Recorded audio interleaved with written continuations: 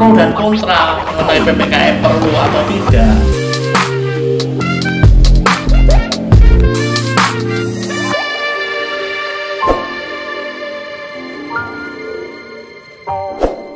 Saatnya Justisia bicara. Nah, inilah episode pertama yang kita sudah undang salah satu orang yang punya nama lah di Malang dan akan menjelaskan seperti apa dan kenapa nama itu dinamakan Justitia.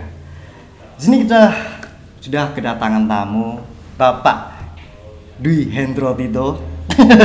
Terima kasih. Dwi Hendro Tito Cahyono. Terima kasih Bapak sudah menyempatkan waktunya, dan saya pesan ke teman-teman atau mungkin yang menyaksikan program ini ya, kita udah melalui protokol kesehatan dan kita juga udah jaga jarak, sudah pakai masker juga. Nah, ini maskernya, dan juga sudah cuci tangan sebelum program ini dilaksanakan. Di sini saya pengen mengobrol sama Om Tito tuh Bapak Tito ya manggilnya ya? Ya terserah lah. Om aja lebih nyantai Om ya. Ya, Om Tito, saya sengaja untuk mengundang ini cuma satu alasan Om. Biar trafficku naik. Traffic saya biar naik, tontonan saya biar banyak lah. Saya undang lah Om Tito ke sini. Ya. Om, apa kabar? Baik, pandemik seperti ini? Alhamdulillah sehat-sehat ya, walaupun beberapa hari yang lalu sempat ya cuacanya kurang bagus lah. Bener. Jadi kena flu. Betul. Ya, atau demam dan lain sebagainya. Jadi saat ini juga dingin juga Om ya? Ya, cuacanya dingin. Untuk hari ini sibuk apa ini Om? Hari ini sibuk dengan mempelajari berkas-berkas perkara kan. Saya terkait tetap. Ini kan kaitan praktisi ya, dalam bidang praktisi hukum advokat. Oke. Masih tetap untuk di dunia perkaranya. Ya, saya culik ke sini. Semangat walaupun ini masih PPKM. Ya. Saya culik ke sini, kita bisa ngobrol. Ya. Saya pengen tahu sih Om. Sebenarnya di sini saya pengen ngerti atau mungkin untuk bertanya-tanya sedikit lah terkait Justitia ini sendiri. Apa ini sebenarnya? Maksudnya Justitia ini dari segi arti atau mungkin ya, kenapa dinamakan Justitia? Merupakan diambil dari keadilan ya, kata-kata keadilan, di mana banyak sekali masyarakat secara umum masih membutuhkan keadilan. Walaupun kadang keadilan itu masih harus dibeli. Jadi prakteknya seperti itu. Walaupun masih jarang dibeli. Ya tetap aja kita menyuarakan keadilan sebanyak-banyaknya untuk rakyat ya. Walaupun kadang keadilan itu hanya diperoleh oleh orang-orang tertentu. Oke. Sudah berapa lama Justisia ini sendiri berdiri?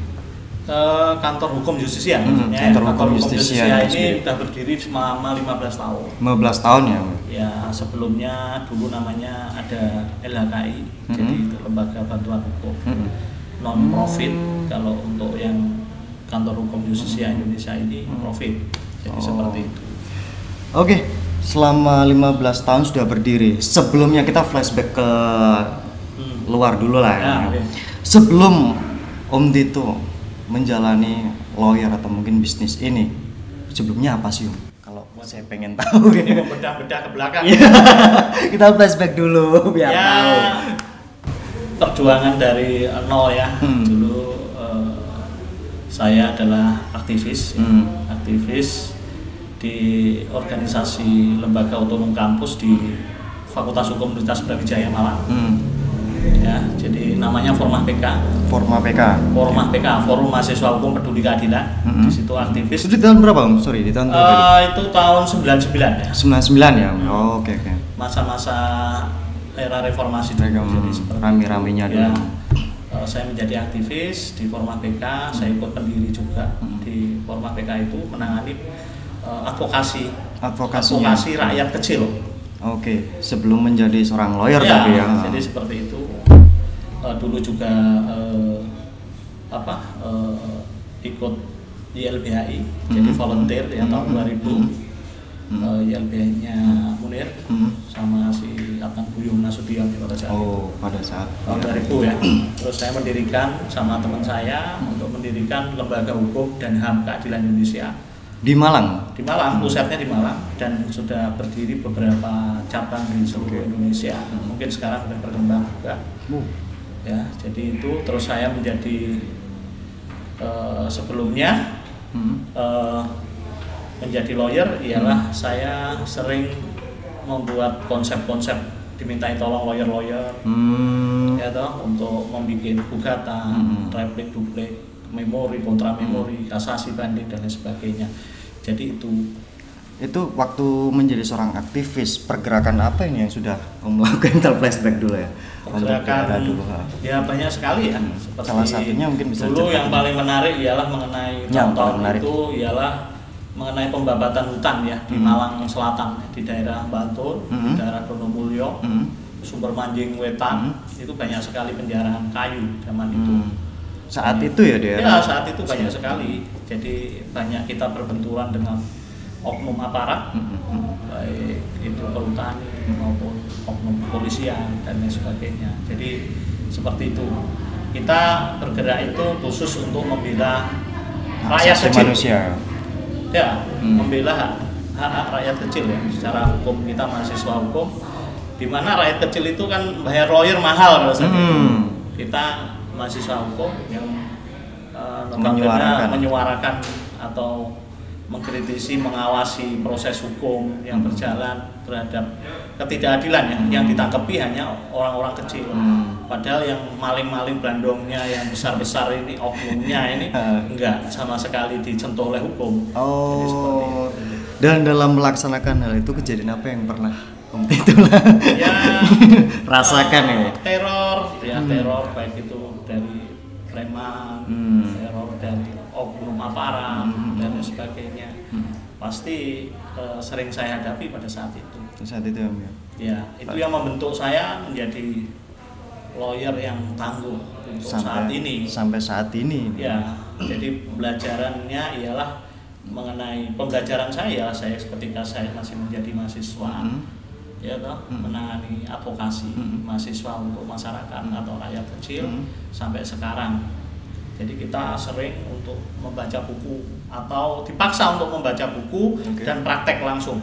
Pasal membaca aturan-aturan, praktek langsung. Jadi seperti itu. Itu yang diterapkan di kasuistis. Jadi ketika kita lulus sudah bisa untuk menangani perkara. Terjun di lapangan langsung lah, udah siap ya. Iya. Jadi seperti itu. Dari aktivis untuk di tahun berapa untuk terjun di lawyernya ini? Saya lawyer mendaftar lawyer pertama kali ya mesti mengalami hambatan ya, karena saya aktivis dan musuh saya pasti banyak ya yang nggak senang. Dulu waktu 2002 daftar lawyer tidak diterima karena banyak sekali karena saya aktivis itu aja, karena banyak mungkin lawyer dulu yang saya kalahkan dalam sebuah atau saya kritisi sakit hati dan sebagainya, itu biasa lah. Tapi yang jelas musuhnya banyak ya, itu konsekuensi. Tapi banyak juga dicintai rakyat kecil. Dan sampai saat inilah ya lawyernya. Ya, lawyer saya 2007 ya? 2007 lawyer.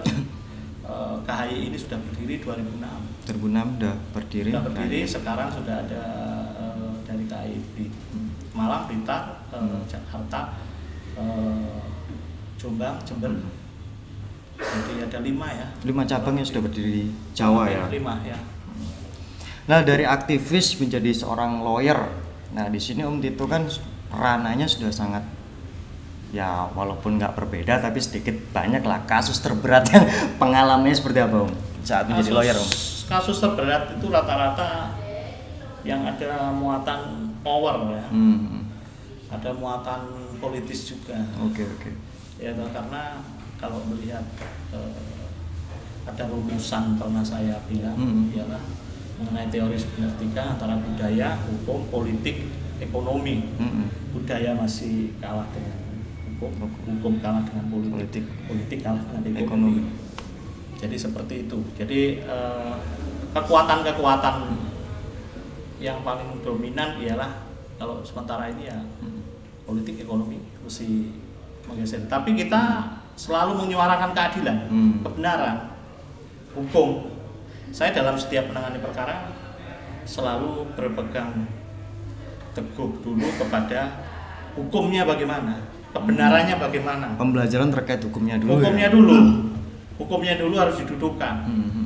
Ya loh, sana sini banyak yang tahu semakin lawyer itu lihai, katanya bayarannya semakin tinggi. Iya. Padahal Untuk saat ini sih itu tantangan.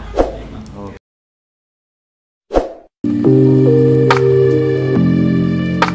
Ada masalah pro dan kontra mengenai PPKM perlu atau tidak.